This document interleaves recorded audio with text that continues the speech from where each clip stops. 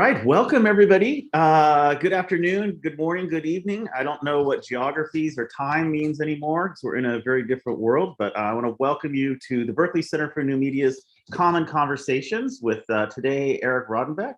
My name is Eric Paulos. I'm the Chief Learning Officer for the Jacobs Institute. I'm a professor in electrical engineering and computer science, and also the Berkeley Center for New Media.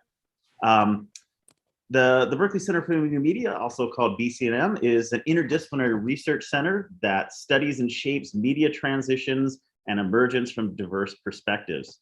Through critical thinking and making, we cultivate technological fairness and equity in our classrooms, in our communities, and on the internet. And BCNM is committed to promoting technological equity and justice. As such, our free events are inclusive, respectful, and harassment-free spaces. We don't tolerate hate speech or Zoom momming. Attendees who violate any of these community guidelines will be removed from the event and may be disallowed from future events. If you're new to our events, please read our community agreements, and we'll share a link to those in the chat. We encourage attendees to also explore the native land acknowledgement and some other information that we'll share in the chat to learn more about the native stewards of the land you're joining us from, and hopefully you have a moment to reflect on that. And our first value for this afternoon is to actually honor that land. And you can find more information about that also in the About section of our website. So before we begin, I'd like to take a moment to honor the land here where at least we are locally in Berkeley. We recognize that Berkeley is located in the territory of Huichin, the ancestral and unceded lands of the Shoshone speaking Ohlone peoples, specifically the Confederate villages of Lishan. The history of prophetic technological development in this region has always depended on this land. And all of our technological infrastructures and activities take place on and in relationship to this land. We commit to supporting the sovereignty and ongoing stewardship of this place by Ohlone peoples through building long-term reciprocity and relationships with tribal leaders and organizations. I also want to point out for those of you with continuing program engagement that there is another event for even this evening, the History Theory of New Media Indigenous Tech Lecture that Kim Talber will be in conversation with Marcelo Garzo Montalvo tonight. This is our latest Indigenous Tech event, and you'll hopefully be looking to another conversation around things of beyond settler, sex, and family. Please join into that. There's some links in the chat, so you can continue to be engaged. With that, I want to get into today's actual guest, which I've known for quite some time. Before I introduce him, I'm going to give you some instructions for how we're going to proceed. I'm going to give you a brief introduction to Eric, so you have a little bit more background. Hopefully, many of you have already been familiar with him or his work, or perhaps Stamen design. And you will be welcome to actually raise your hand during the discussion. Also put things into the chat, and I will help facilitate along with some of the other BCNM individuals here to help us basically have a conversation with Eric. I know he's very interested in deepening his relationship with the Berkeley Center for New Media, and so please use the digital tools. We take analog hands raised, digital hands, and things in the chat. And we are recording, so you're welcome to also ask. I'll invite you to ask your question yourself if you'd like. If that's something you don't prefer to do, that's okay. I'll sort of translate and I'm happy to ask it for you. So don't feel you're under any obligation to unmute yourself if you prefer not to. Okay, I'm super excited to introduce Eric Rodenbeck. He's actually on the Berkeley Center for Media's advisory board and has been really instrumental towards guiding us. And we're hosting him today with a generous co-sponsorship from the Jacobs Institute for Design Innovation here at UC Berkeley. Eric Rodenbeck is the founding partner of Stamen Designs in San Francisco, which builds beautiful, playful, technically sophisticated mapping and data visualization projects for clients from the Dalai Lama to the World Health Organization to scientists around the world. Uniquely interdisciplinary for 20 years, his work also intersects with the world of fine art, has been exhibited worldwide at venues such as the Venice Biennale, the Victoria and Albert Museum, SFMOMA, Art Institute of Chicago, and others. And it's in the permanent collection of MoMA and the Smithsonian. Also, to Eric's credit, he was famously expelled from Cooper Union and studied science fiction and the history of technology at the New School for Social Research, both in New York City. And Stamen is the winner of numerous awards, including the National Design Award for Interaction Design. And we have a lot of topics to get into, and it's been just great to see all of the work that Eric's been engaged with throughout his career. And I think he has a lot of wise advice and deep insight into the way that he thinks and works and collaborates and acts. So let's take a moment to welcome Eric and thank his participation in the Berkeley Center for New Media. Welcome Eric Rodenbeck. Famously expelled. That's the first. It's working. How's it going, Eric? Great. So I'm not sure if you wanted to sort of do a little bit more introduction to yourself. I have some questions for you, but if you wanted to say some things, or I can launch right in. Yeah, why don't you launch right in? Go ahead. I'm going to presume that people have at least a passing familiarity with Stamen, so I don't need to. You take the time. Okay. Well, I think one thing is there's obviously a lot of students, and there's numerous people from the academy here, and I think just having some insight into your career path, and I think one starting point would just be the fact that I think you like many others didn't take this kind of linear trajectory through the academy and various prescribed ways that you're supposed to do things, including being expelled from a prestigious institution. And maybe you can talk about how that might have shaped some of the direction of what you do now, and maybe some advice on what was maybe, I don't think that maybe everybody should be expelled as part of their successful path, but certainly I think that's an important thing to highlight in your career, and also connect it to the values or not of the academy. Sure. Well, getting expelled was the first in a long line of failures that I've had throughout my career, sort of in some ways defined by them. I had 2 failed businesses before I started Stamen in 2001. So based on all those experiences, I'd learned what not to do, which turned out to be one of the most important lessons to learn. There's things that don't work, and you have to stop doing them if you want to get anywhere. But I guess I have this kind of love-hate relationship with the academy, because on the one hand, of course, I'm completely enamored of it, and when I get the chance to collaborate with Harvard University's Graduate School of Design or UC Berkeley Center for New Media, I run after it, with a big grin on my face and hands wide open. At the same time, I've found that there's a kind of thinking in the academy that's not necessarily super useful in, certainly not in my practice. I mean, we have a very kind of learning focused and maybe intellectual focus at the shop, but we're also very clearly a commercial design studio who does works for clients. And I almost feel like it's some of the best advice I could give somebody who wants to work in client services is go out and hire somebody, pay somebody to do some work for you, to see what kinds of expectations you're going to have of those people. So a lot of what I've learned has just been about the practice of not just doing this I shouldn't say just, of not doing this in an abstract way, but in a way that gets us paid. And I'm sort of I sit very comfortably in that position. The other thing about nonlinear paths is there's 2 things. I mean, when I started this, I would say, people would ask me, what do you do? And I'd say data visualization, and they'd say, data what? It just wasn't a concept that was out there. There certainly weren't any degrees that you could get. But the other thing is that if I've found that if you show up in really nascent fields really, really early, there just aren't that many people in them. So it's really easy to meet all the top talent.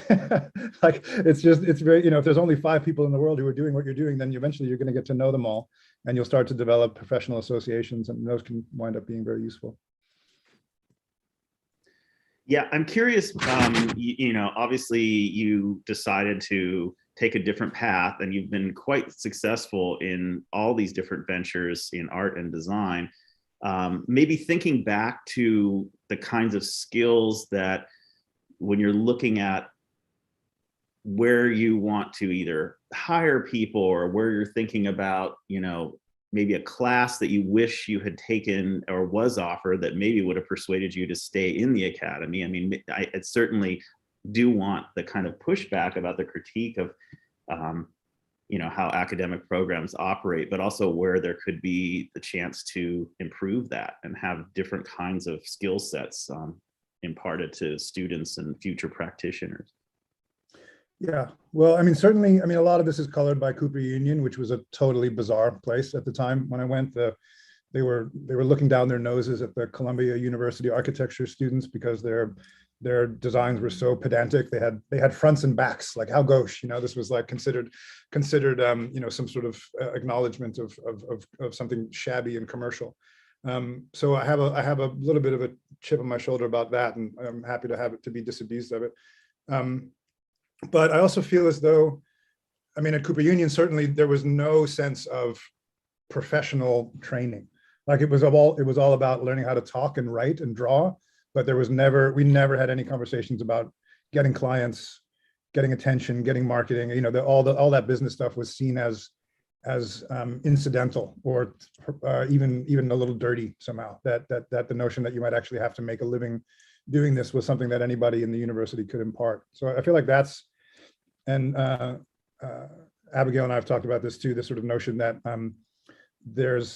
it can only be to the benefit of students to talk to working professionals in their fields. I'm glad to be doing that. I wish that I had more of that. Yeah, go ahead, sorry. I was going to say the only classes that I really thought that I might want to, that I wish that I had taken would be some kind of business class. And I don't want to come across as some like hard-headed, like, Fortune 500 type. It's not that. It's just more that like we're training people to do work in fields where it's not always obvious how to get clients, how to do the work in a professional way. Right. So I think when I'm thinking of, that's the experience that I think what you're missing, this like some of the mechanics of knowing some of that business sense. I'm wondering, when you're looking towards the other side of that, you're thinking, I want to hire, creative, ambitious, innovators to come and be part of our team. What are the kind of things that you're looking for? Certainly some certain skills perhaps, but also maybe this other views of ethics or, more rounded kind of perspective on society or humanity. I'm just sort of curious where those conversations go when you're looking at expanding your team. Yep. We hired a woman who was a former trapeze artist, circus performer. She had worked in tech for 15 years and then ditched it and decided to go hang out with a traveling circus around California. And what I realized ultimately was that she, as a trapeze artist, she had to really trust the people that she was flinging herself through the air towards and getting caught by. And she also really had to be there in a strong and positive way for somebody who was going to reach out and grab her as they're swinging through the air.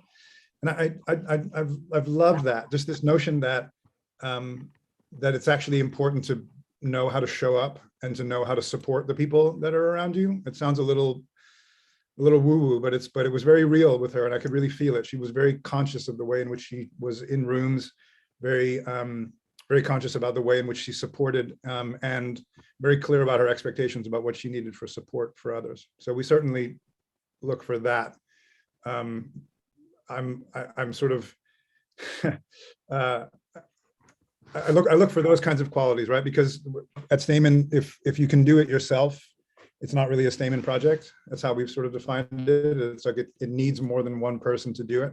And so there's a kind of collaborative nature to the work. And we also look for people who are willing to show up with their absolute best ideas, but then also let them go, depending on whether the client's going for it or whether somebody else has a better idea. So there's this kind of simultaneous, like show up with everything you've got, but be prepared to shift. I look for those kinds of qualities. The technical capabilities and the design capabilities are often very obvious from somebody's there. So that's what I'd say there. It's about the ability to cooperate and to contribute more than it is to be a sort of individual genius. Yeah, let me build on that kind of cooperation, collaboration, because one thing that I think has been part of the real differentiators and success of what you've done personally in your career, and certainly Stamen, is that many of the projects are certainly what you would view they're client facing. They are, you know, like actually working with industrial clients on a variety of problems, which we can also get into. But there always seems to be a balance of sort of just almost outreach and service projects that you're also engaged with. That seems to be very much the culture. So for people that may be less aware, you can go on Stamen's website and you can find a project they're doing with, Facebook or some large company, but you can also find looking at wildlife habitat in Montana. And so I'm just curious how you foster that kind of sort of culture there in Stamen and your own practice, and how to kind of maintain that as something that feeds across.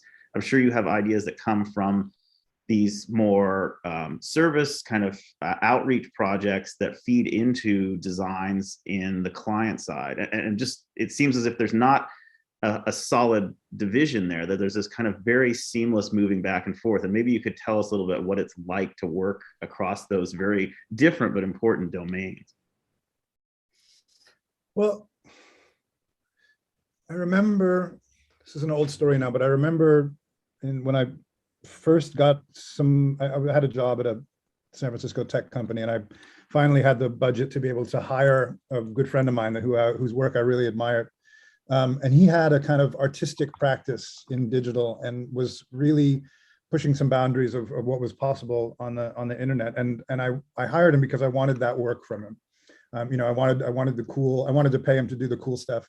And the work that came back was quite staid and corporate and not at all the kind of, with the same kind of juice that he had in his personal work. And I said, why? How come I'm not getting the good stuff? And he said, oh, I don't do that work for money. That's just my personal art practice.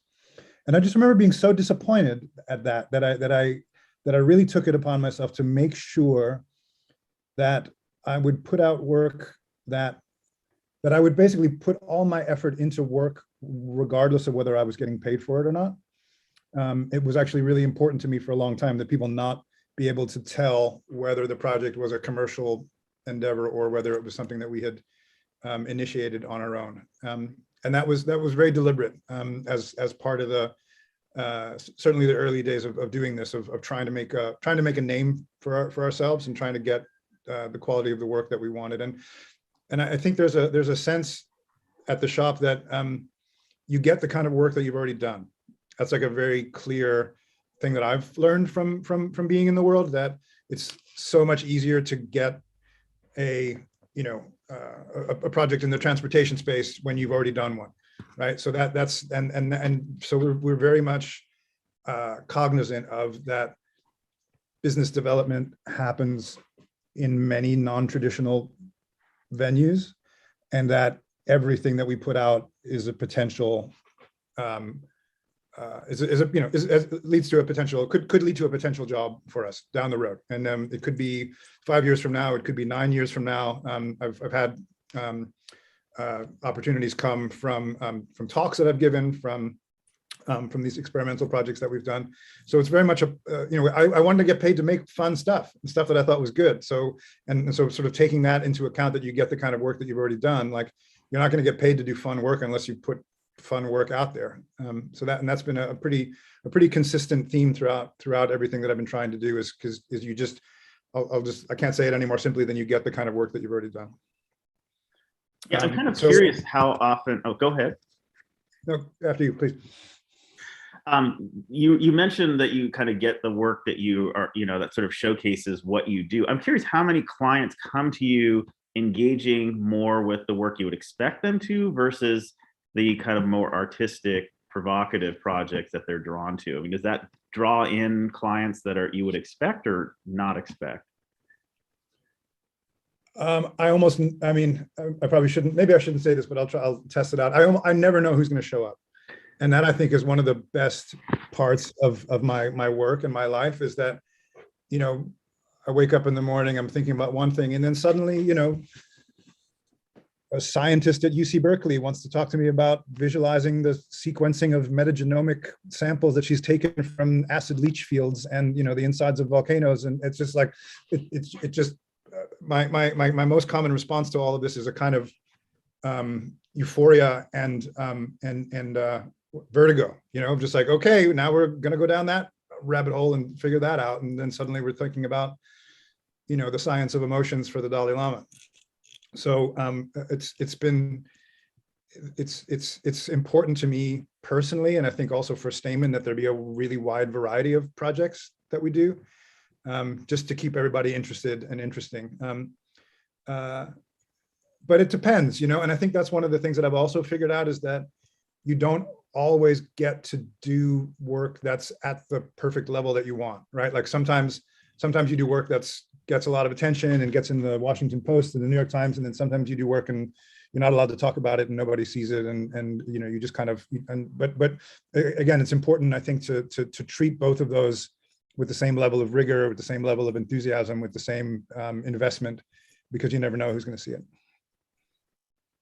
Right. Well, also these projects that, I mean, we'll kind of go into the idea that many of them focus on this kind of information visualization, things around mapping, territory. It's clear that, you know, mapping is very much an exercise in power, and the way that the data is presented can influence power dynamics and all kinds of access and equity. And I'm wondering how often that becomes central to the discussion in the projects or with clients. It seems as if that would be important, but difficult to tease out and really see the edges of where that could create really exciting opportunities for, you know, more, you know, democratizing of different services or sort of tools or access, but also could be problematic, and it has these potential to exclude parts of our society. Yeah, for sure. And I'm glad you said it, that mapping is always an exercise in power, and the power dynamics. It's not, I would further say it's not possible to make a neutral map or a neutral data visualization. And if we pretend that our visualizations don't have a point of view embedded in them, then, as you say, there's a potential for all kinds of trouble. You know, I think one of the really interesting things that's playing out now, we talked about this a little earlier, Eric, is what's going on with OpenStreetMap.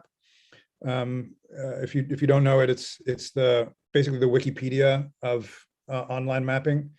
You know, for better or for worse. You know, some places in the world will be mapped really well, and some places not very well at all. And there's edit wars that break out, and, you know, all kinds of stuff that you'd imagine from a giant collaborative mapping of the world.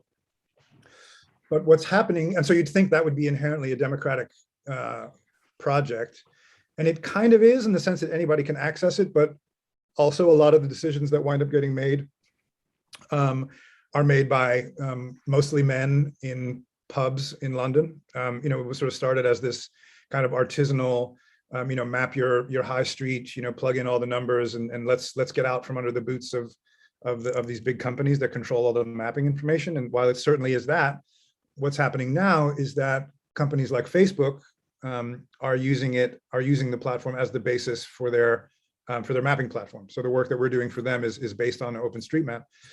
But because, and some other things, Natural Earth and some of their proprietary data. But one of the things that Facebook is now trying to do is to do things like use machine learning to detect buildings, to be able to put features on maps at scale in places where there's not a lot of OpenStreetMap users.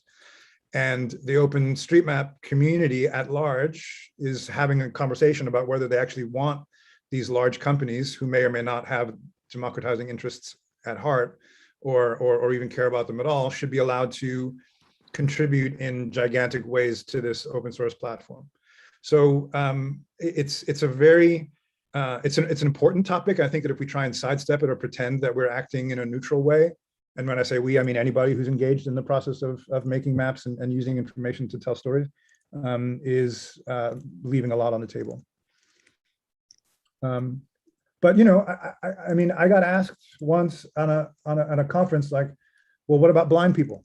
You know, what are you doing for blind people? And I'm like, it was one of these, like, it was a very hard conversation to have, because don't know how we would make visualizations for blind people. I don't know how we would get paid to do that. And so it's, so I think this idea that the map can serve, that any one map can serve all users equally well is a pipe dream. It doesn't mean you shouldn't try. It doesn't mean you should just bright people up. I'm not trying to say anything like that. I just mean that different people and different kinds of people interact with visuals in different ways. And I think I mean, even from the client side, I get asked sometimes, like, we want to make something that everybody in the world will understand instantly without having to work at it at all. And I'm just like, what else in the world do you think works that way? Like, tell me about a novel that does that. Tell me about a, tell me about a screenplay that does that. Show me a book that everybody in the world can understand right away. Right. We're also in this very much community of broadening the kind of authorship and participation. And that's certainly part of OpenStreetMaps and I think Natural Earth and others. I mean, it's true.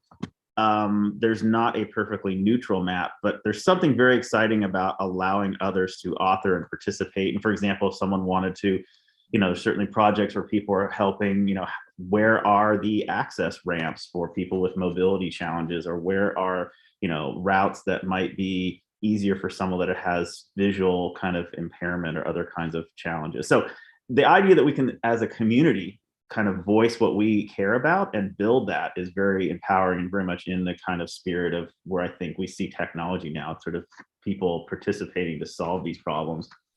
Because this is also Berkeley Center for New Media, I imagine many people are also interested in, you mentioned OpenStreetMap. What maybe are tools that maybe artists or people that are trying to just work with maps or data that maybe want to elevate their process, or it's almost a creative material that they would bring into their art practice to raise kind of awareness around matters of concern or activism?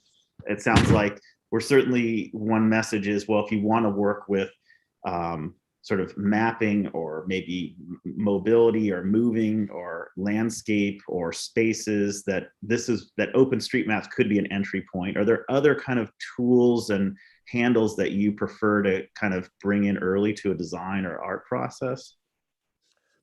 Yeah, I would say that the D3 community is really vibrant and strong, and very much has an open ethos to it. We started a group called Map Time. We're not super involved with it anymore, but it was a forum designed for people who just wanted to get started making maps without necessarily formal education. These groups are all over the place. They're pretty easy to find. I haven't made anything directly with my hands at Stamen in a good long while. I believe that's the people that are better at it than I am. So I'm not the most up to date on what tools people are using. But it's pretty straightforward to go into something like Observable and get started. Yeah, and I mean, tools can obviously be, software or other kinds of, bits of ones and zeros configured in the right way. Yep. I'm curious also, one of the things is that you really have this huge portfolio of working with these visual design elements, and they tell narratives and stories. They communicate issues and matters of concern. They help people with just very specific sort of problems and struggles. And I wonder if there's, like, you seem very fluent at working with these visual materials, maps, and other kinds of information visualizations. Is there another material that you wish you could work at? Maybe something, some other design material, or something at a different scale, or something that you haven't had the chance to do yet that kind of gets you excited? I mean, you have such a broad landscape of projects, but maybe you're sort of, I've never worked at this scale. I've never worked with this kind of material.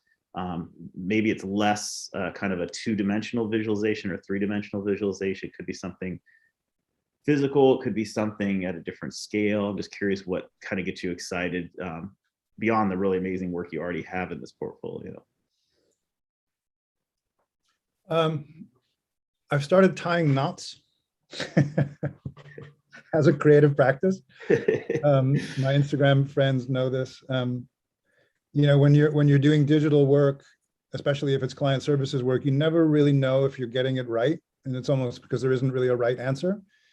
But there's something about the tying of knots that you either get it exactly right or it is perfectly wrong. And there's an incredible satisfaction in that for me. But that's kind of how I'm already working. But I'm stuck a little bit. There's a kind of large scale macrame. Like I want to make I want to make like 9-foot wide macrames out of like heavy sailor rope, and I just haven't been able to get myself to do it yet. But there's something incredibly satisfying about tying them and knowing them and untying them. And I was sitting on the couch once in a room with my wife and had a little book about knot tying by Philippe Petit, who's the tightrope artist that walked between the World Trade Center in like 1976, something like that. So he's got this delightful little book about his life, and you know, he's got all these stories about, like, you know, for the 400th anniversary of France, I walked across the Eiffel Tower on a tightrope, and I had to stop in the middle to get the bottle of champagne that was cooling in the fountain below, and so I needed this particular knot. Like, it's all like super descriptive and fun. But anyhow, I was sitting there reading this and getting frustrated because the knot wasn't working very well. And my wife just looked at me, it was late at night, and she said, just slow down. And it was this kind of amazing moment of just realizing, like, oh, I just need to slow down. There's no pressure here. I'm going to learn something with my hands. So I have a fantasy about writing a book about knot tying and data visualization and the Dalai Lama and meditation. So that's, I don't know. That's where I'd like to get better at that.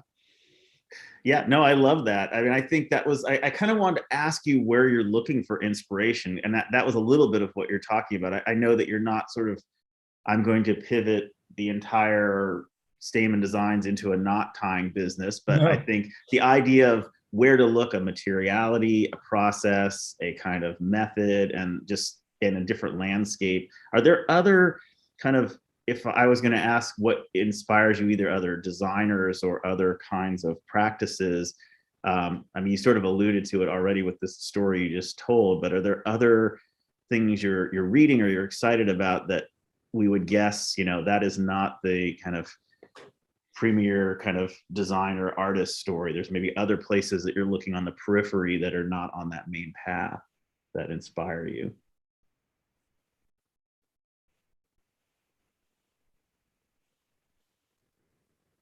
Visualization, and I'm trying. It's an incredible. I'm so blown away. If you haven't seen the movie yet, it's really important to see it in the theater. So I think about that quite a bit. This sort of use of literary metaphor. Like I don't think of data visualization as a subset of computer science, which I think is how a lot of people think about it, that it's like that you have to learn to program and then you can do data visualization. And I'm trying to hold space for it at a level that's more like cartography or you know, or the writing of books or those kinds of things. It's not a subset of anything. It's its own medium. And sort of given that, I'm trying to bring influences from other things into it, and to sort of level it up to where it is those kinds of things. So there's a book that I've finally managed to get a copy of called the Codex Seraphinianus, and I can post a link to it in the chat. It's this incredible work of nonsense by Luigi Serapini, and it's a gigantic encyclopedia about a world that doesn't exist, written in an invented language, and it's got, you know, pencils coming out of people's heads. It's got, you know, people making love and turning into crocodiles. It's just an enormous, fantastic, magical romp. And there's something for me there. I also picked up a book by I forget his first name, but his last name is Bulli. He's the famous chef in Spain, I think. And they're trying to come up with a way to comprehensively talk about food.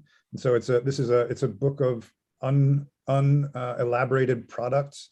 And it's just this encyclopedia of food taken from like every angle that you can imagine, like, so they ask questions like, what is a tomato? And there's like 50 answers for 50 different people. And it's this kind of very unconventional, in my mind, attempt to kind of wrap their minds around what food is and how to talk about it and all those kinds of things. And so I'm there's something in a kind of radically unconventional sorting scheme that has something to do with data visualization. I'm not sure what it is yet, but it's rattling around in there. I'm thinking about sort of totalities and mental frameworks and how they and I'm noticing somebody talking about mapping and fantasy, which is fantastic. Very much Ross Thorne, who's one of our newest cartographers and who we think is the tallest cartographer in the world. We haven't verified that yet, but he and I have been talking a lot about maps and fantasy, and because that's sort of where, I mean, I got my whole start playing Dungeons and Dragons. I mean, that's where those were the first maps that I made, and looking at the maps in the back of The Hobbit, right? So I think there's a powerful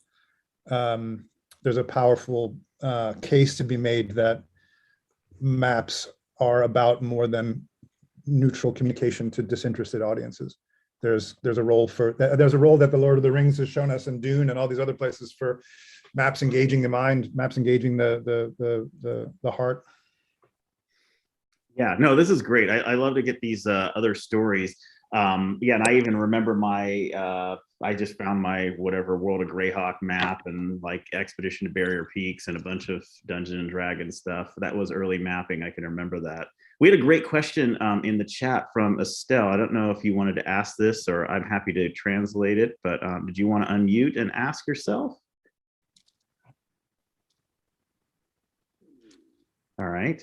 I'll ask the question. It's really interesting because it's something that I wanted to get to, but basically, what do you consider the difference between design and art, or what is the difference between a designer and an artist? And maybe that's more at the role of, certainly we can point to parts of your work and say, we see this is an artistic project. Sometimes it's clearly design, but maybe other times it's unclear. And I don't know when you're working, when you're operating, how you think of that division, or how do you connect the kinds of practices you do, or the kinds of work that you do into that's art and that's design? How do you articulate that kind of division, or is there a division?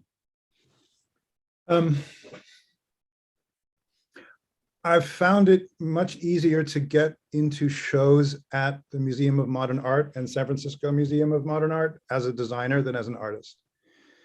So maybe that's kind of thing one, is that like if you're I don't make a lot of distinction between them. I was asked this on stage once, and I said I don't actually care if you call me an artist or a designer, so long as I'm getting paid.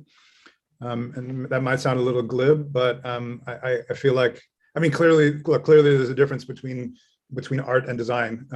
But I don't know. I also feel as though, people ask me what's a map and what's a data visualization, I was having a conversation with this English curator, Hans Ulrich Obrist. He was like, is it a map? Is it a data visualization? Is it a diagram? I think you can make the case that, I was reading this book on pre-Copernican prediction of planets, of planetary motion, and some of the diagrams that were in there like reached the level of artistic practice for me, certainly. Or you think about somebody like Gordon Matta Clark, or who's the guy that made those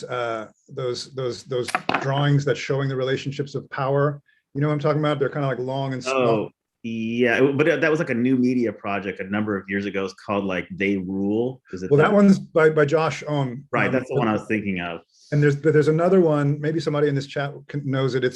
They're called like power networks, and they're like relation. Yeah, Mark Lombardi. Thank you, Abigail. And so like I would say, I mean, if I'm so can you see, would Mark Lombardi be considered art or design? I mean, I don't know him. I don't know his work that well. I don't know what he would say, but I think that problematizing, so to speak, the difference between art and design has been very worthwhile for me. We made a map of the whole world rendered like a watercolor painting. And we were asked, like kind of seriously in the early days, like, do you have an army of people in a basement just painting these every time somebody sends a request to a server? Like, is there some kind of process? And so I feel like, and that work is in the Smithsonian now, right? So and the Smithsonian is a design museum, but we tried to make an artistic gesture in the mapping space. And I think maybe that's something that I'm more interested in than in rigidly defining the difference. I mean, I think it's, obviously if I'm designing, Facebook's maps, they're not art. So I think it's pretty clear what's in and what's out. But for me, the being inside one zone and acting as though you're in another is often a useful way to generate new and interesting material. Yeah, and I think we might come back to this kind of art, design, and even the role of technology in this. But let me go to our local expert for sure on mapping, design, territory, geography, Clancy Wilmot. Hi, sorry, I can't put my camera on for various reasons, not least that my hair is a mess. That's fine, no worries, not at all. This is the new world. I just had a question. I'm kind of curious to hear your thoughts on this. So some of the things that I'm finding when I teach mapping and GIS, or when I'm involved in different professional bodies, is a new kind of tension arising, not necessarily between design and data visualization versus cartography and GIS, but the role of data science and the specialization of something like geographic information science or cartography. So what we're seeing is a lot of people who've been trained in particular modes of data science simply kind of adding a geo in front of data and kind of using it the same way that they would normally use other forms of data. And one of the things that I've been struggling with both in my research and my teaching is, firstly, the old classifications and categories we have are crumbling and based upon really, I suppose, normative modes of thinking about society and space. But secondly, whether or not those are actually being interrogated through new forms of like spatial data science, or whether or not, do you think, basically, in short, is there a specialization which comes with mapping when you're thinking about space and spatiality, or is it something that you're finding there's sort of interesting areas appearing on the edges with people who are not spatial specialists, but are engaging with mapping and cartography in interesting ways? Clancy, it's like looking in a mirror. Yeah, there's a lot to say there. I mean, a big part of it, I think, is that there's platforms now that let anybody with an email account sign up and start making maps. So there's a kind of reflexive, like, that's not geospatial. Like there's a drawing of boundaries, and there's people trying to define what geospatial is, and even within geospatial, there's like different kinds of operations. I saw a long blog post about this just recently, and a really common question, a really common comment that I hear when I'm talking to some of these clients is like, well, it's a map. How hard can it be?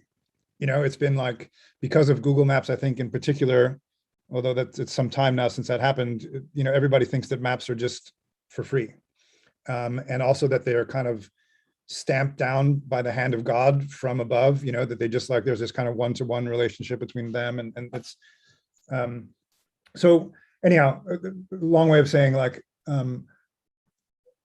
I would say that awareness of what goes into geospatial activity has sort of simultaneously never been higher and also never been lower, in the sense that people are showing up with all kinds of expectations around it, just because of having been exposed to all these platforms, but also that there's also a group of people that are showing up into that space from non-traditional venues. People are they're coming out of the circus, for crying out loud, and so they're So anyhow, all this is just to say, I think it's maybe the safest thing to say is that it's a richly energetic space right now, in the sense that everybody's trying to figure out what the hell's going on, particularly in the satellite industry, where all these large satellite providers are starting to look for other sources of revenue besides the government, and they're trying to define what those markets are or going to be, and not necessarily succeeding as well as they'd like. So there's a lot of, I don't know if this answers your question, Clancy. I want to be really try and be thoughtful, but I feel as though, you know, if a little company like Stamen can compete with venture-backed mapping platform companies, who the hell knows what's going to happen? Yeah, that's great. Thank you. That makes me just think, because it is an interesting space right now with, you know, blockchain mapping, so Foam and Hyperion kind of getting in on the game, and then this new felt mapping platform coming out. But it's kind of confusing, because one of the arguments I often have with GIS professionals who are like, well, that's just not mapping, that's just location. I'm like, but actually it's probably the most common form of mapping we're seeing now. So what do we do? So yeah, thank you. No, it's great. I'd love to learn more about what you're doing. I can speak from experience that in 2005, I think it was, when Google Maps came out, I was like, oh, we're so screwed. Like, no one's ever going to need Stamen again, because everything was just going to go on Google Maps, and that didn't happen. So I feel as though there's this kind of approach that's like, this idea that the problem of geospatial visualization is solved in some way by any of these platforms. It's like, it's never going to be solved. The world is always going to be moving around. I was talking with a group in Southeast Asia, and they were talking about how, like, the mapping problems that they're trying to solve there are not at all like the mapping problems that we're trying to solve in California. And it's just things like, you know, when you call a ride share service to get you to the airport, you know, you don't get a car, you get a person on a tuk-tuk, you know, or like on a scooter who hands you a helmet and tells you to get on the back. It's like just a fundamentally different way of getting around in the world. And I think that's one of the really marvelous and wonderful things about going into this space with a design hat on, is that you just get to think the world is infinitely complex, and there's never going to be that one-to-one relationship between the map and the territory. So within that space, there's always going to be work to do. Yeah, I'm getting this is, if anything, a super exciting time to be in this space. There's a lot of work to do, and there's also a lot of change that can happen, a lot of kind of basically needing more voices to really change things. It sounds as if it's definitely a very active, not just research space, but even like service space, design space. This is not a solved problem that you just learn the APIs and learn the design language and execute. There's a lot still to figure out. I want to go back. There was a question earlier from Jonathan. Did you want to ask this yourself, or about David Ramsey, or do you want me to ask this? I'm happy to do it, but I'll pause for a moment if you want to unmute.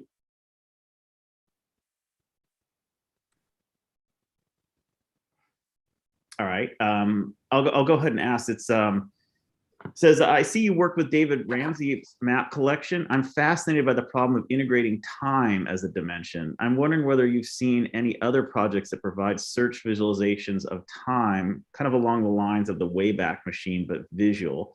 So also shifting the oral landscape integration. And I wonder if you have your reflections on this kind of temporal element is something you want to comment on.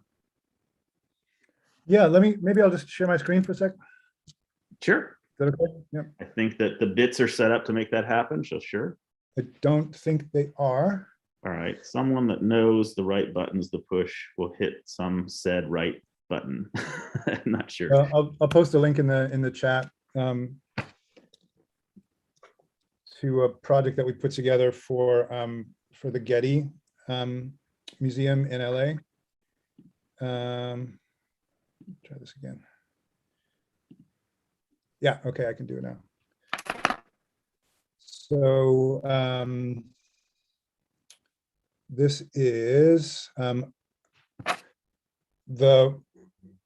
visualization of the work of the artist Ed Ruscha. He famously put out an art project called Every Building on the Sunset Strip, I think in the 70s.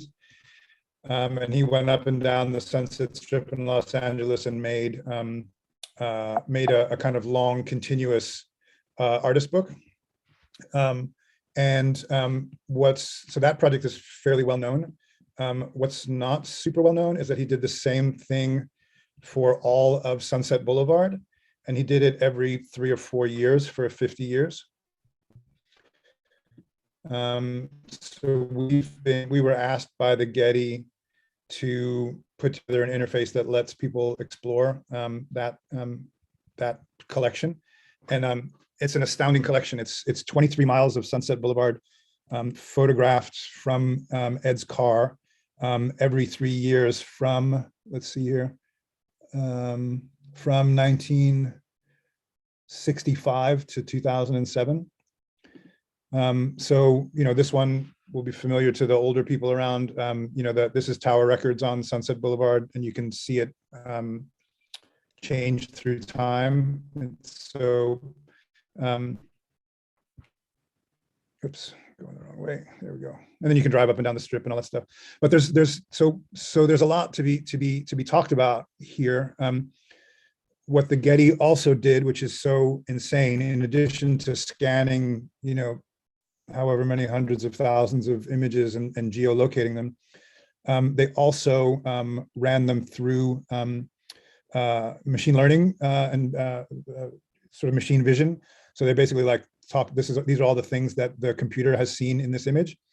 And then they've got the recognized text. So they ran it through optical character recognition. And so so basically I can go here and see all the places that say hair on the Sunset Strip. So there's a kind of vertiginous sense of, in my mind anyway, of what's possible with an archive like this. There's some researchers that are doing things like comparing the amount of sky in different parts of Sunset Boulevard over time, because presumably when a building goes up or down, there's a change in the amount of sky that you can tell. One of my favorite parts of the whole project is the don't walk signs. Because if you think about it, if you're driving past an intersection and the don't walk sign doesn't say don't walk, but just says walk, then you're running a red light, right? So it's sort of what falls off the truck almost is the location of every don't walk sign on Sunset Boulevard. Oh yeah, so there's another tower. Look at that tower video. So anyhow, so the short answer I would say is yes, we've made some of them.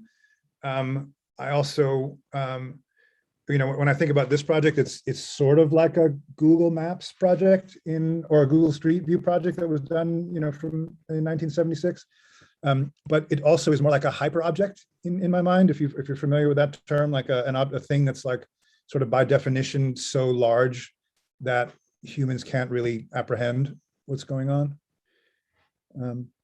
So this one's a good one too. Yeah, this is Turner's, and Turner's changes names over time. So there's Turner's in 1990. There's Turner's in 1985. Let me go up. Let's go down rather.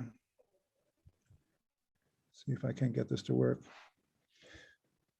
So it starts to get interesting. Yeah. So here, check it out. So I love this. So it's Turner's with a U. One second. It's coming up.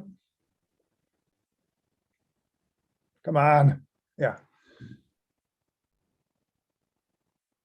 Oh, come on.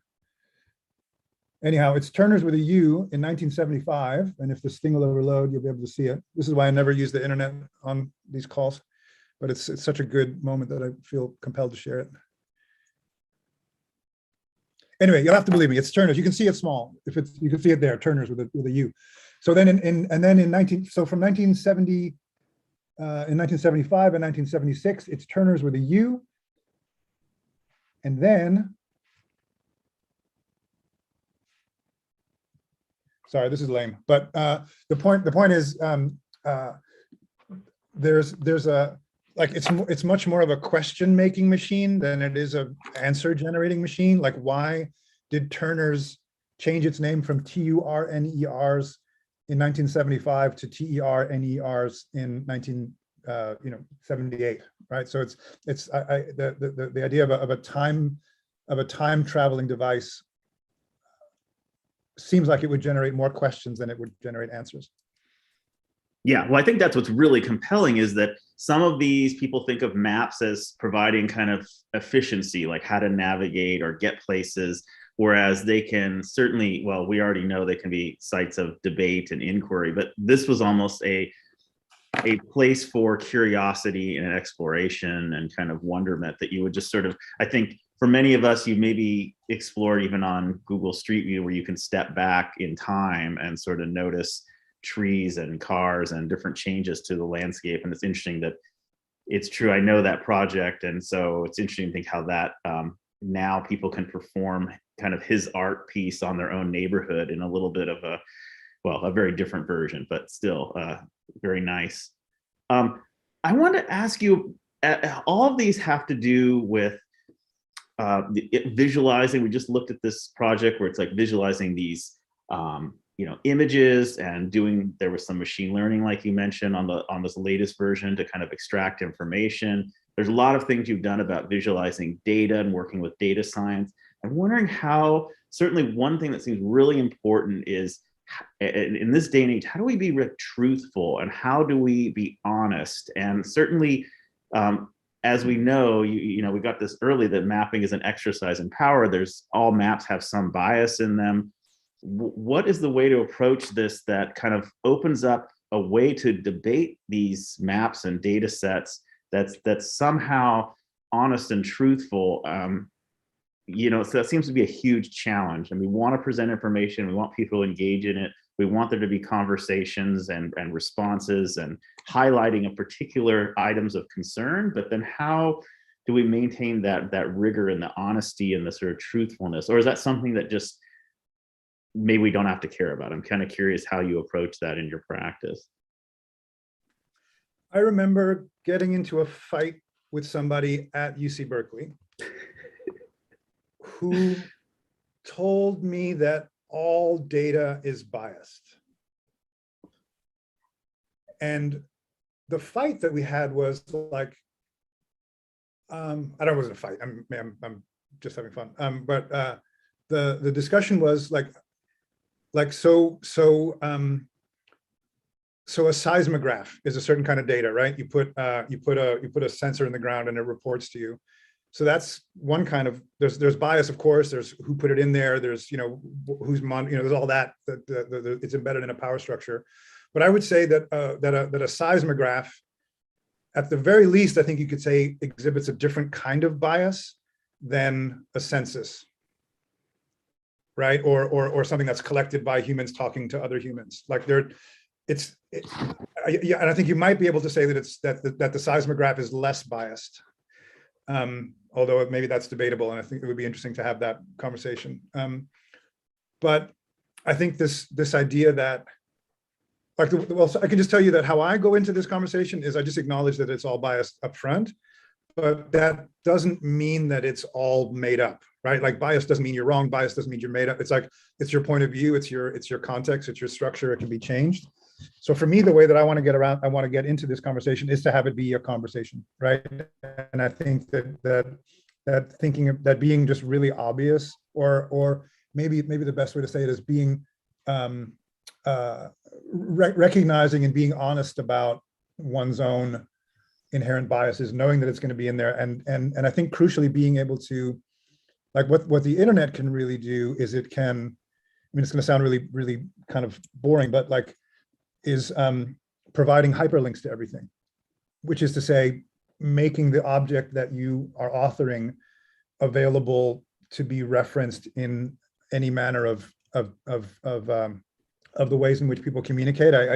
I often will say in a creative direction, like I want every state of the visualization to both look good and a tweet, and be referenceable by a scholar in their digital publication, because it's important if it's kind of sealed off, hermetic, non-shareable artifact, then there's no conversation. So to me, it's about both the design gesture and then also the ethical gesture of making it so that when you copy and paste it into Twitter, something comes out, right? That's referenceable, that you're talking about that specific thing, so that it's not this. So anyway, I think I've said enough there.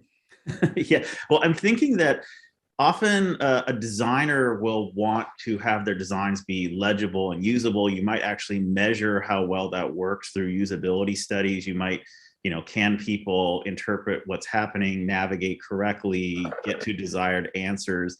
And there might be other reasons when you're operating as an artist that you actually want to highlight the bias. You want to intentionally kind of foreground problematic data or problematic kind of viewpoints, almost intentionally. And it seems like that would be a skill at some point. Yes, there's some perfect world where there's no bias at all. But I think we also, as humans, want to have response to that. We want to have a bias. We want to have an opinion and a perspective to respond to. And I'm curious maybe how some of the maps and other visualizations, I can tell that you intentionally did go in either from the client's direction or your own kind of conversations with them to say, we need to make sure that when people encounter this visualization or this interactive experience, that they come away with some new perspective, new kind of learning about a particular topic or something of concern. And how do you kind of approach that in your work? So that's maybe back to the kind of art and design conversation again a little. Yeah.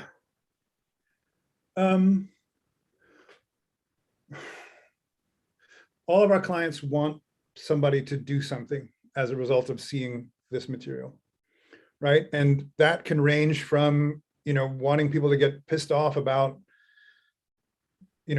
illegal wars, right? To getting excited about the fact that, Facebook knows a lot of stuff. We've made some maps that during the pandemic that, and during the lockdowns, that showed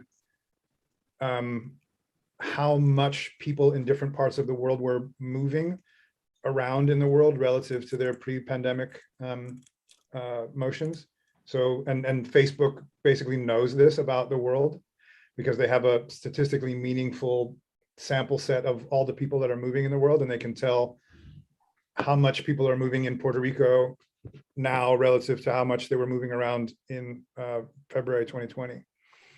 So there's a kind of, on the one hand, it's absolutely terrifying that Facebook knows all this about everybody in the world, basically. But on the other hand, they're trying to, it was shocking to me to see this data, we looked at places like Montana, and people were moving around more in, April, May of 2020, than they were before, just not paying attention to the lockdowns at all. But then you look at Puerto Rico, and to a town, everybody in Puerto Rico stayed home when the governor told them to stay home. And so there's this kind of sense that data can, I love the idea that different places in the world have different data signatures based on their politics, for example, right? Because in Puerto Rico, when the governor says stay home, there's going to be a hurricane, everybody knows to do it, right? So whereas in Montana, they say put a mask on, and they're like, fuck you. So it's and they look different to Facebook. You can tell the difference between them. So again, I'm not in the practice. I'm not writing scholarly articles. I don't need to make things that are understood in the same way by every single human in the world. I don't think that doing that works. I want to post this into the link. I had this prepared. I wanted you to, this is really good. Data is personal. This has been really blowing my mind. It's 2 years old now, but they interviewed a bunch of people in rural Pennsylvania about these maps, and they discovered like all this wacky stuff that as this kind of right-thinking Bay Area people who are familiar with technology, this exposed more biases of mine than anything I'd ever read in terms of how people in the world look at information and use it and how they care about it and all that kind of stuff. So I think I'm rambling a little bit. I think this notion that that they're all, not only do all maps have an agenda, all maps are perceived by humans in the world as having an agenda. And they will react differently depending on where they think the data is coming from. As one example, right? And it's like, and you're more likely to change your mind about a map when at certain very specific levels, like different kinds of, there's different demographics that were profiled in this, and like different kinds of people have different patterns of having their minds changed by different kinds of maps and different kinds of data. So it's like an almost unbelievably rich field to start to try and think about, and to sort of reduce it into like, what is the best map? I think does both the audience and the practice of map making a disservice. Yeah, I'm trying to like parse through this. That was a great link you sent. So I encourage people to read through that. It's got some really interesting tidbits in there. I was going to ask you, oh, go ahead. Sorry. Oh, just that there's stuff in it like where, you know, people in Pennsylvania, like you show them a map of the United States and you think, oh, they're going to be able to get to Pennsylvania. And they're like, why are you showing me all this data that is places that I don't care about? Right. Or things like, there's this one section in it, I don't want to get too distracted, but it was like people are, yeah. So basically people with a high school degree are significantly less likely to change their rankings of how much they like the map based on information that they get told about it. And the people that are most likely to change their mind are people with bachelor's degrees. It's like, I mean, it's, I wouldn't take this to an academic conference, but I do think this notion of trying to do at some sort of scale, answer the question of how do people react to different maps when they've been told that the data behind them is coming from Fox News or the New York Times would be, you know, would be, maybe that should be my next project.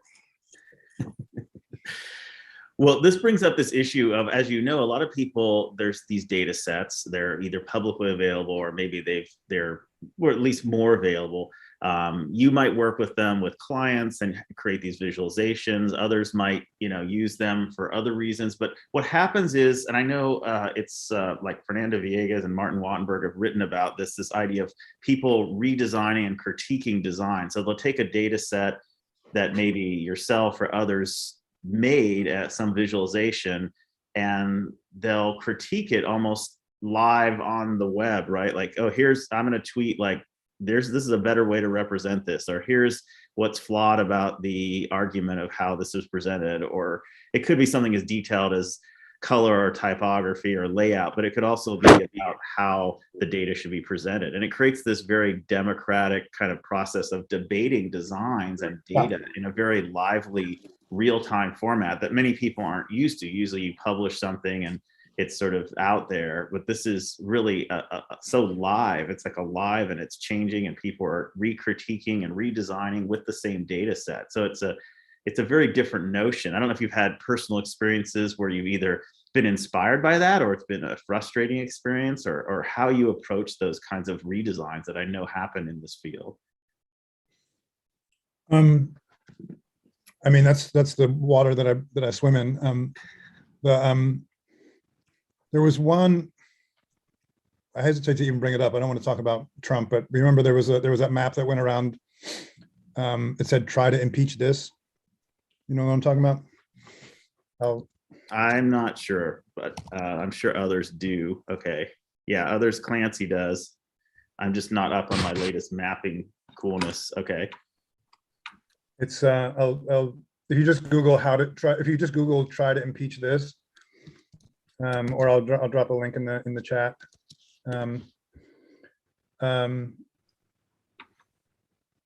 It's, you know, it's a map of the United States, and it's all of the the red counties are the ones that went for Trump are in red, and the blue ones are the ones that went for Hillary.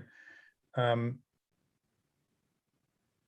of course, it's a map of where there aren't any people, right? It's like, and it looks like the whole country is a solid block of votes for Trump, whereas in fact it's a gigantic map of rural areas and large counties.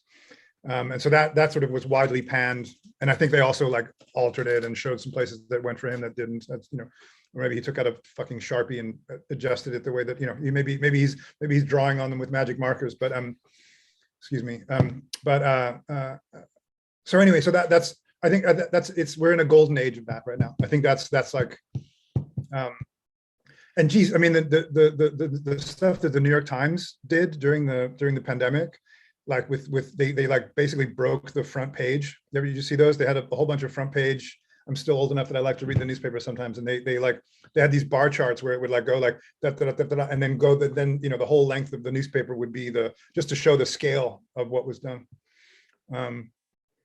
Or there's another really amazing one that I forget his name now, but he runs xkcd.com. It's a map of temperature change in the Earth over time. And it's just amazing. It's like, it goes long. It's like a really long scrolly thing. And then sort of, it goes through history and it shows, you know, here's where the mammoths came out and here's where it happened, this happened and that happened. And then like at the very bottom, there's this like hockey stick and it goes like right off the screen. So I think it's a great time for that, both in the digital space and in people who are doing these things by hand. I mean, people are really very much excited about the idea that they can tell these stories visually. Yeah, I mean, also it's very clear that the pixels on the screen did not correspond to number of people. It was just land kind of territory with many of those maps. So I think there is possibly another level of even, we can't assume that people can't, there's some kind of legibility of knowing how to interpret this data and look at it. It's not as if all of these visualizations and maps are completely transparent and clear. There requires some, even if it's small, some sophistication to actually interpret them and read through them and understand them. Also, I want to make sure, because we're getting close to the end, if people have other questions, I might have scrolled past them, but please raise your hand or put them in the chat. We have a couple more minutes left, and I definitely encourage you to use the time to engage with Eric. It's been really great to have so far this discussion. A number of you have brought in some topics, so that's been really great. I remember one of the early projects that you did was this, I think you did it in collaboration a little with Scott Snibby, the cab spotting, which was this idea of looking at kind of this background activity of just how taxi cabs moved around and having it tell a story or some kind of experience and pulse of a city. And I think that approach of looking at something that's almost in the background, just something that's not prevalent, and showing how important it is to society, how it can play a significant role, is really fascinating. And I think many people go after the more kind of low-hanging fruit. This is this glitzy data set. This is the story that everyone's talking about. But these other mappings, and when I think about that, of course, we've been talking a lot about maps and territories, and a lot of it is about geographies. I'm wondering if there's also lots of other ways to think about data and maps and visualization. So you could have a map of the human body. You could have a map of we talked a little bit about temporal things, but also maybe things at different scales, all the way down to, you know, electrons and, you know, viruses, but at giant city scale, or things even off into planetary scale. Are those kind of everything goes with you, or is this very specific? You like to keep a little bit of a grounded question in the way that you do your work? I'm sorry, but I don't know what to say. Well, one thing would just be, is there, like, have you encountered either mappings of data sets that were either challenging or you passed on, or just seems not appropriate for working with these particular data, you know, that you were given? You know, we were approached by a company that was doing metagenomic analysis of oil in the ground. Basically what they were doing is they would, because, you know, oil, I mean, it's kind of amazing if you think about it, like oil, like the metagenomic, which is to say the complex system of bacteria and viruses that made up the plants that turned into oil are still there in crude. And it's possible to tell whether two different pockets of oil under the ground are connected to one another by sampling their genetic code. And so the project was, I'm about to throw my team under the bus here. So the project was there was a guy who was starting a company who wanted to work with oil companies to sample the genetics of the oil that they were pulling up out of the ground so that they could drill fewer wells, right? Because they would know that, you know, if I go down in here and I go down in here and they're the same, then I can close up this well because I can just suck it all out of this straw, right? And I thought this was kind of cool, but my team rebelled and didn't want to work on it. They just didn't want anything to do with the oil companies regardless. So that was one time where I couldn't get Stamen to work on a project that I wanted to work on because of the ethics, of my team at the time. They didn't seem to have the same objection to working with the Getty, whose money is entirely based on oil, but okay, everybody's got their own stuff. I was approached by Focus on the Family one time. James Dobson's, you know, his right-wing, you know, keep women in the kitchen outfit. And I wrote him a pretty colorful letter back saying that there's no way I could ever work with him. I wouldn't be able to look myself in the mirror or face my kids in the morning. But most of the time, you know, it's been interesting. You know, there's no such thing as clean money, right? Like it's all coming from somewhere. And, you know, you could make the case that some of these larger companies, whoever they are, that there's always some blood on the and so what we've come down to as a team is like, what are they asking us to do, right? Like if Monsanto calls and wants us to, you know, poison children, we're not going to do it. But if they call us up and say, hey, we want you to map all of the places in the world where we're, you know, working to increase the genetic diversity of, you know, of local indigenous crops, like we would say yes, right? Or the same thing with Exxon. Like if Exxon called and said, we want you to, you know, whitewash the, you know, or greenwash the Exxon Valdez oil spill, probably not. But if they wanted us to map out all the places in the world where they could do alternative energy, we would probably say yes. So it's, for me, it comes down to less like who are we working with, and it's more about what are they asking us to do. And if I can get behind what they're asking us to do, I can get behind doing the work. Yeah, and that's great. I was going to ask you more about other sort of clients or themes you wouldn't want to engage with, and I think you kind of addressed that a little bit in that last kind of answer that you gave. On the kind of maybe more positive side, is there like a dream client or topic, something that you just, you know, no one ever asked us, but we want to do X, Y, Z, or besides the rope tying, which we already know about. Yeah. But is there like an area or domain that you haven't yet got the chance to engage with and you're just really excited to do that?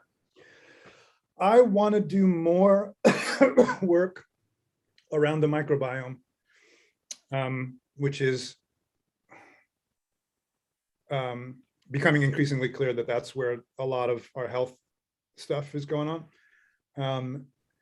And it's hyper complex, and it's just in the very beginning, and people are just starting to learn about it. I mean, regular, you know, lay people like us. And I feel like there's an incredibly, there's going to be a lot of important work to do in helping to explain and to learn about what the microbiome is and what it does and how it works and how it operates. I'd love to get my hands on some of that data. I'd love to work with scientists who are examining the relationship between our microbiome and our health. Because it's, I mean, there's more organisms in your gut than there are human cells in your body. You know, it's like it's an integral part of who we are, and it's really not well understood. And they're also trying to understand it in a way, at least from what I can tell, where they're trying to say. I read things like, scientists don't understand exactly which combination of bacteria in the gut are responsible for our bacterial health, and it's like that's not. It's always going to be different for different kinds of people, and people's microbiomes like change over time depending on what they eat, like what they're doing with their bodies. Anyway, there's all this stuff. There's all that stuff. Oh, there's things about like they're starting to be able to do things like use your microbiome as forensics. Like when you walk into a room, you leave some small trace of yourself like on the walls just from breathing and sweating and being in there. And there's this notion. I mean, it's terrifying that you could be placed at the scene of a crime based on somebody swabbing a wall where you breathed. But it seems like that would be interesting. Yeah, no, that's really exciting to think about that domain. That is some space that I would love to know more about. I think just even educating people. I'm going to I want to close this out, but I also maybe want to give Eric, who, wow, I forgot, what a great name. I forgot to say you have such a great first name.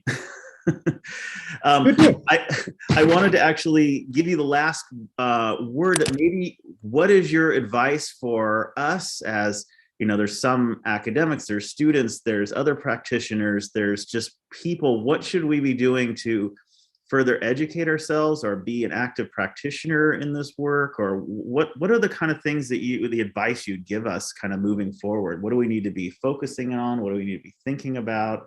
What are the kinds of concerns, or maybe we just need to learn different technical skills, like help? What should we be doing? What's your advice to us here? As far as data visualization goes?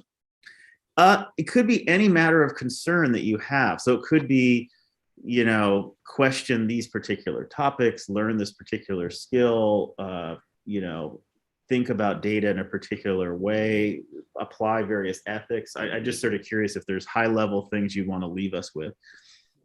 Yeah, I would say make things and look at them and be prepared to change your mind and your approach based on what you make.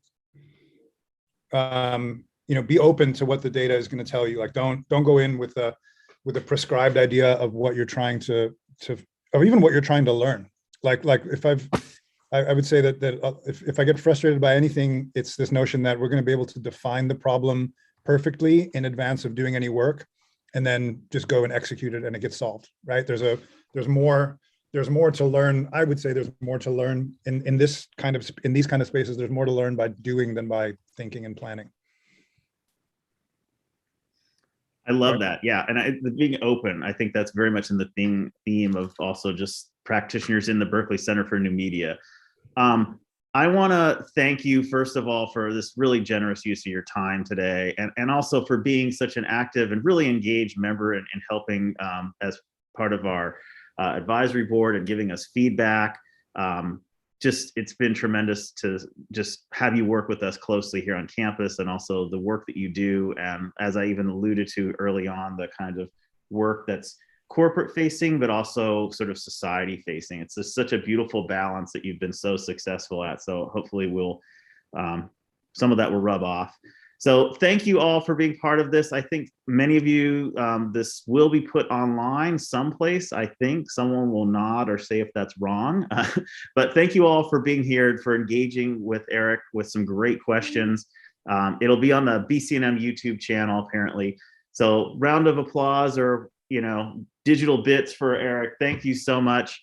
And we hope to maybe see you in person someday when geography begins to matter or doesn't matter anymore. I love the new normal in a lot of ways. So we'll find a way to make that work. Thank you, Eric. It's been a really engaging and interesting conversation. Thanks for inviting me into your world. Perfect. Great. Thank you all. Bye-bye.